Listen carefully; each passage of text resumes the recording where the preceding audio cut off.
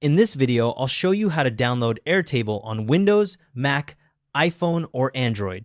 Each platform has its own quick process, so follow along for whichever device you're using.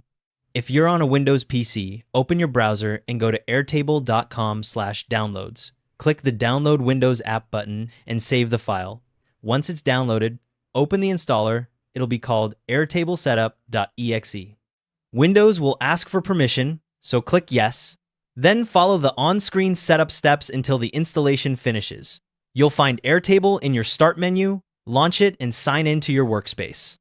You'll need Windows 10 or newer 64-bit version. For Mac, head to airtable.com/downloads and click Download macOS app.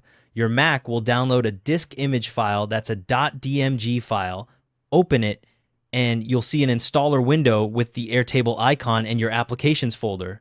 Drag the Airtable icon into the Applications folder. Once that's copied over, close the installer window and eject the disk image by clicking the eject icon next to it in Finder.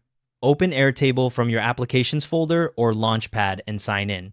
You'll need macOS High Sierra or newer. For iPhone or iPad, open the App Store and search for Airtable. Tap on the official Airtable app by FormaGrid, hit the Get button, then confirm with Face ID, Touch ID, or your Apple ID password.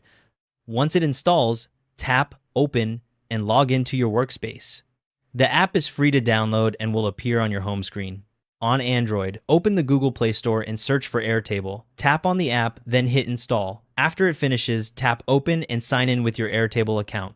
The app icon will appear in your app drawer and is also free to download. Here are a few quick tips.